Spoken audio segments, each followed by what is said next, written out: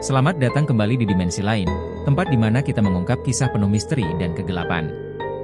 Di episode kali ini, perjalanan Raka dan Pak Joyo semakin mendalam ke dalam rahasia kelam hutan larangan. Dari bayangan menyeramkan hingga petunjuk masa lalu yang mengungkap rahasia leluhur, bahaya semakin nyata di setiap langkah mereka. Apa yang sebenarnya tersembunyi di balik ritual kuno itu? Dan mampukah mereka bertahan menghadapi kekuatan gelap yang terus mengintai? Simak cerita lengkapnya di episode kelima ini. Dan jangan lupa untuk like, subscribe, dan aktifkan lonceng notifikasi agar tidak ketinggalan kisah selanjutnya. Bersiaplah untuk masuk lebih jauh ke dalam dimensi lain. Episode 5. Petunjuk dari masa lalu. Raka menghempaskan tubuhnya ke kursi kayu di ruang tamu rumah Pak Joyo. Tubuhnya lelah, namun pikirannya terus bekerja, mengolah semua yang telah ia alami di hutan larangan. Udara di dalam rumah terasa lebih dingin dari biasanya, seolah bayangan dari hutan tadi masih mengikuti mereka hingga ke sini. Pak Joyo diam sejenak, sibuk mengeluarkan benda-benda dari tas kainnya. Ia mengeluarkan kendi tanah liat, segenggam garam, dan sebuah buku yang tampak usang dengan halaman yang menguning. Setelah itu, ia menyalakan sebuah lilin di atas meja, mengusir sebagian kecil kegelapan yang memenuhi ruangan itu. "Apa yang kau lihat di hutan tadi, Raka?" tanya Pak Joyo akhirnya. Suaranya terdengar lebih berat dari sebelumnya. Raka menatapnya, mencoba merangkai kata-kata untuk menggambarkan apa yang ia rasakan. "Itu bukan manusia." Bayangan itu, matanya merah, dan gerakannya, seperti boneka yang dikendalikan. "Apa itu, Pak?" Pak Joyo menghela napas panjang, lalu membuka buku usang di hadapannya. "Itu adalah salah satu utusan gelap, makhluk yang dikirim oleh penghuni gelap untuk mengawasi kita. Mereka bukan manusia, tapi dulunya mungkin pernah menjadi manusia. Mereka adalah korban yang diambil oleh penghuni gelap, tubuh mereka dihancurkan, dan jiwa mereka diperbudak." Raka merinding mendengar penjelasan itu. Ia teringat akan kesakitan dari bayangan itu saat Pak Joyo menaburkan garam ke tempatnya. Jeritan itu tidak terdengar seperti makhluk biasa, itu adalah suara penderitaan yang dalam, yang seolah mengandung ribuan rasa sakit. "Jadi mereka tidak bisa diselamatkan?" tanya Raka dengan suara bergetar. Pak Joyo menggeleng pelan. Tidak ada yang bisa mengembalikan mereka. Tubuh mereka sudah tidak utuh, dan jiwa mereka telah rusak. Yang bisa kita lakukan hanyalah menghindari mereka, atau melawan mereka jika perlu. Pak Joyo membuka halaman buku usang itu, menampilkan simbol-simbol dan tulisan kuno yang mirip dengan yang ada di batu altar di hutan. "Ini adalah catatan nenek moyang kita. Mereka mengetahui apa yang mereka lakukan ketika membuat perjanjian itu, tetapi mereka juga mengetahui risikonya. Dalam buku ini ada petunjuk bagaimana menghentikan penghuni gelap, tetapi itu tidak mudah." Raka memandang buku itu dengan penasaran. "Apa yang harus kita lakukan?" Pak Joyo menunjuk salah satu halaman yang berisi gambar lingkaran ritual. "Kita harus memutuskan perjanjian yang dibuat oleh leluhur kita. Tetapi untuk melakukannya, kita harus mengumpulkan 5 benda yang menjadi simbol dari perjanjian itu." "5 benda?" tanya Raka. Pak Joyo mengangguk. "Ya, 5 benda yang mewakili 5 elemen yang digunakan dalam ritual asli. Tanah, api, udara, angin, dan jiwa. Masing-masing benda tersebar di tempat-tempat yang berbeda, dilindungi oleh kekuatan yang tidak bisa diremehkan." Raka merasa darahnya berdesir. "Jadi kita harus masuk ke tempat-tempat itu untuk mengambil benda-benda itu? Dan apa yang menjaga mereka?" Pak Joyo menatap Raka dengan serius. "Ya, kita harus melakukannya. Dan yang menjaganya adalah makhluk-makhluk seperti utusan gelap, atau bahkan lebih buruk." Raka mendengarnya, mencoba mencerna informasi itu. Ia tidak tahu apakah ia mempunyai keberanian untuk melakukannya, tetapi ia juga tahu bahwa ia tidak bisa mundur sekarang. Desa ini, dan mungkin hidupnya sendiri, bergantung pada keberhasilannya. Tiba-tiba, suara ketukan terdengar di pintu. Raka dan Pak Joyo saling pandang, lalu Pak Joyo berdiri dengan hati-hati, mengambil tongkat kayunya sebelum membuka pintu. Di luar, berdiri seorang wanita tua dengan tubuh membungkuk dan wajah penuh keriput. Ia membawa sebuah kantong kain kecil yang tampak berat. "Bu Murni," kata Pak Joyo, terdengar lega. "Apa yang membawamu ke sini?" Wanita tua itu masuk ke dalam rumah dengan langkah lambat. Ia meletakkan kantong kain itu di meja, lalu menatap Raka dengan melengkung yang tajam. Aku mendengar kalian pergi ke hutan larangan. Apa yang kalian temukan di sana? Pak Joyo menceritakan apa yang terjadi di hutan, termasuk kemunculan utusan gelap dan altar kuno yang mereka temukan. Bu Murni mendengarkan dengan seksama, wajahnya tidak menunjukkan emosi apapun, tetapi matanya menyiratkan kekhawatiran yang dalam. Kalian bermain dengan api, kata Bu Murni akhirnya. Hutan itu bukan tempat bagi manusia biasa. Jika kalian melangkah terlalu jauh, penghuni gelap akan menyadari keberadaan kalian. Kami tidak punya pilihan, kata Pak Joyo. Kalau kita tidak berhenti, desa ini akan hilang. Bu Murni membuka kantong kainnya, mengeluarkan sebuah benda yang tampak seperti potongan batu hitam kecil. Batu itu berkilau seperti obsidian, namun rasanya seperti memancarkan energi dingin yang membuat udara di sekitar mereka semakin berat. Ini adalah salah satu dari 5 benda yang kau cari, kata Bu Murni. Ini adalah elemen tanah, yang aku simpan selama bertahun-tahun. Aku tahu suatu hari ini akan diperlukan. Raka memandang batu itu dengan rasa penasaran sekaligus ketakutan. Ia merasa seperti benda itu memancarkan aura yang sama dengan altar di hutan. Apakah kau tahu di mana 4 benda lainnya? Tanya Pak Joyo. Bu Murni mengangguk pelan.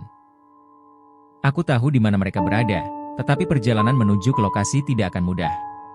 Setiap benda dilindungi oleh kekuatan yang semakin kuat. Dan semakin dekat kalian ke benda-benda itu, semakin besar kemungkinan penghuni gelap mengetahui rencana kalian. Pak Joyo mengambil batu itu dengan hati-hati dan memasukkannya ke dalam kantong kecil. Kami akan melakukan apapun yang diperlukan, katanya dengan suara mantap. Bu Murni menatap Raka dengan tajam. Kau adalah bagian dari ini sekarang, anak muda. Apakah kamu siap menghadapi apa yang ada di depan? Raka menelan ludahnya, mencoba menenangkan dirinya.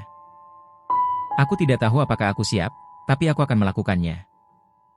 Bu Murni mengangguk pelan, seolah puas dengan jawaban itu. Kalau begitu, bersiaplah.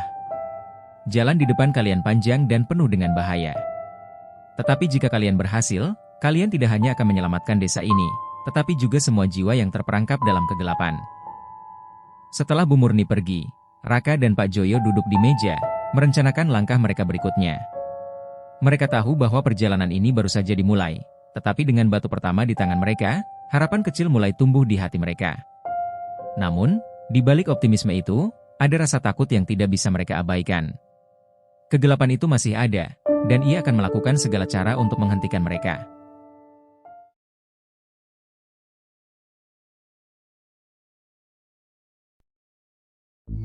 Episode 6. Bayangan di balik cahaya. Pagi itu, suasana di desa Rimbasari terasa lebih suram dari biasanya. Kabut tipis melanda jalanan tanah, sementara matahari tampak enggan menembus awan tebal yang menggantung di langit. Di rumah Pak Joyo, Raka menatap batu hitam kecil yang mereka dapatkan dari Bu Murni malam sebelumnya. Batu itu terpampang di atas meja, memancarkan aura dingin yang tak terlihat, namun terasa jelas. Kita harus bergerak cepat, ujar Pak Joyo yang tengah membungkus batu itu dengan kain putih. Semakin lama kita menyimpannya di sini, semakin besar risiko penghuni gelap mengetahui lokasi kita. Raka mengangguk, meski hatinya masih dipenuhi kecemasan. Dia tahu perjalanan baru mereka saja dimulai, tetapi rasa takut akan apa yang ada di depan terus menghantui pikiran. Kemana kita akan pergi selanjutnya, Pak? Tanya Raka. Pak Joyo membuka buku tua di tangannya, halaman-halamannya penuh dengan tulisan kuno dan simbol aneh. Ia menunjuk pada sebuah gambar lingkaran dengan 5 titik. Benda berikutnya adalah simbol elemen api. Legenda mengatakan, benda itu tersembunyi di sebuah gua di lereng Bukit Merah. Tapi gua itu bukan tempat biasa. Banyak orang yang pernah mencoba masuk, tetapi tidak pernah kembali. Raka menarik napas panjang, mencoba mengusir rasa takutnya. Kalau begitu, kita harus bersiap-siap. Beberapa jam kemudian, mereka meninggalkan desa dengan membawa perlengkapan secukupnya. Pak Joyo membawa tongkat kayu yang selalu setia di tangannya, sementara Raka membawa lentera dan sebuah kantong kecil berisi garam, pemberian dari Bu Murni sebagai perlindungan tambahan. Perjalanan menuju Bukit Merah tidaklah mudah. Mereka harus melewati hutan lebat yang dipenuhi suara burung dan desiran angin yang aneh. Di beberapa titik, Raka merasa seperti sedang bersantai, tetapi setiap kali dia menoleh, tidak ada apa-apa di belakang mereka. Setelah berjalan selama beberapa jam, mereka tiba di kaki bukit. Bukit merah tampak menjulang dengan warna tanahnya yang kemerahan, seolah-olah dipenuhi oleh darah yang mengering. Di lereng bukit, mereka melihat mulut gua yang menganga seperti rahang seekor binatang besar. "Kita sudah sampai," kata Pak Joyo sambil menatap gua itu dengan wajah tegang. "Sekarang kita harus sangat berhati-hati." Mereka melangkah masuk ke dalam gua dengan hati-hati. Udara di dalam terasa hangat dan lembab, berbeda dengan hawa dingin di luar. Cahaya dari lentera Raka memantulkan dinding-dinding gua yang tampak seperti terbakar, dengan bekas-bekas jelaga hitam yang menutupi permukaannya. Semakin dalam mereka melangkah, semakin gelap dan sunyi suasana di sekitar mereka. Tidak ada suara burung, tidak ada suara serangga. Hanya gema langkah kaki mereka yang terdengar, seolah-olah gua itu mengamati mereka dengan diam-diam. Tiba-tiba, Raka menghentikan langkahnya. Ia merasakan sesuatu yang aneh, seperti ada mata yang mengintip dari kegelapan. "Pak, apakah Anda merasakannya?" bisiknya. Pak Joyo mengangguk pelan. "Aku tahu. Kita tidak sendirian di sini." Baru saja ia selesai berbicara, terdengar suara gemuruh dari dalam gua, seperti suara batu besar yang digulingkan. Lentera Raka bergoyang di tangan, hampir terjatuh. Dari kegelapan di depan mereka, muncullah sesosok makhluk besar dengan tubuh yang menyala seperti bara api. Matanya bersinar merah, dan setiap langkahnya membuat lantai gua terasa bergetar. "Penjaga api," bisik Pak Joyo dengan suara gemetar. Makhluk itu mengeluarkan suara menggelegar, seperti kombinasi suara api yang berkobar dan suara gemuruh petir. Ia mendekat, tubuhnya yang memancarkan gua dengan cahaya oranye yang menakutkan. Pak Joyo mengangkat tongkat kayunya, mencoba menghalangi makhluk itu. "Kita harus mencari simbol elemen api sebelum dia mendekat terlalu dekat," katanya kepada Raka. Raka mengangguk panik dan mulai mencari di sekitar gua. Cahaya dari makhluk itu cukup membantu mencapai suatu ruangan, tetapi tekanan dari kehadirannya membuat sulit untuk berkonsentrasi. Ia menjelajahi dinding gua, berharap menemukan petunjuk. Sementara itu, Pak Joyo mencoba mengalihkan perhatian makhluk itu. Ia melemparkan segenggam garam ke arah makhluk tersebut, namun bukannya melemah, makhluk itu justru menjadi semakin marah. Ia mengulurkan tangannya yang menyala ke arah Pak Joyo, memaksa lelaki tua itu untuk menghindar dengan cepat. "Raka, cepat!" teriak Pak Joyo. Di sudut gua, Raka melihat sesuatu yang tampak mencurigakan. Sebuah batu berwarna merah terang terletak di atas altar kecil, dikelilingi oleh simbol-simbol aneh yang sama dengan yang ada di buku Pak Joyo. Dia tahu itu adalah yang mereka cari.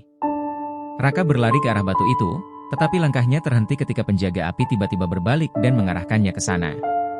Makhluk itu mengeluarkan suara geraman rendah, lalu mendekat. "Jangan ragu, ambil batu itu," teriak Pak Joyo dari belakang. Dengan seluruh keberanian yang ia miliki, Raka melompat ke altar dan meraih batu merah itu. Begitu ia menyentuhnya, batu itu mulai bersinar terang, seolah-olah merespons kehadirannya. Cahaya dari batu itu menyebar ke seluruh gua, membuat penjaga api mengeluarkannya melengking dan mundur perlahan. Pak Joyo berlari mendekat, menarik Raka menjauh dari altar. "Kita harus keluar sekarang," katanya. Mereka berlari keluar dari gua dengan napas terengah-engah, sementara suara gemuruh dari dalam gua semakin mengecil. Begitu mereka mencapai pintu masuk gua, Raka menoleh ke belakang dan melihat bahwa penjaga api tidak mengejar mereka. "Batu ini berhasil membuatnya mundur," kata Raka sambil memegang batu merah itu. Pak Joyo mengangguk, wajahnya penuh kelegaan. "Itu adalah elemen api. Sekarang kita sudah memiliki 2 dari 5 elemen. Tapi perjalanan ini masih panjang, dan tantangan berikutnya mungkin akan lebih berat." Mereka berjalan menjauh dari gua, meninggalkan Bukit Merah dengan perasaan campur aduk. Di satu sisi, mereka berhasil mendapatkan apa yang mereka cari. Tetapi di sisi lain, mereka tahu bahwa setiap langkah membawa mereka semakin dekat dengan bahaya yang lebih besar. Di jarak jauh, langit mulai berubah menjadi gelap, dan kabut tebal kembali ke jalanan. Perjalanan mereka masih jauh dari selesai. Raka merasa tenggorokannya mengering. Apa yang ada di dalam gua itu? Pak Joyo melihatnya dengan serius. Menurut cerita, gua itu dijaga oleh penjaga api, makhluk yang tidak bisa dimatikan oleh kekuatan biasa.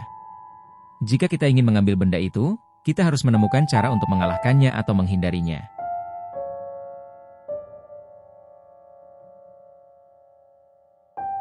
Demikian akhir dari kisah kita di episode kali ini. Perjalanan Raka dan Pak Joyo terus membawa kita lebih dalam ke misteri gelap yang tersembunyi di balik ritual kuno dan elemen-elemen magis. Apakah mereka berhasil mengumpulkan semua elemen dan mengungkap rahasia besar yang mengancam Desa Rimbasari?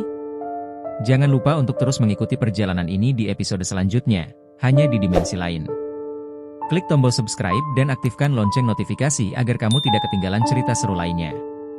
Terima kasih sudah menonton, sampai jumpa di episode berikutnya, dan tetaplah waspada, karena dunia ini penuh dengan sisi lain yang tak terlihat.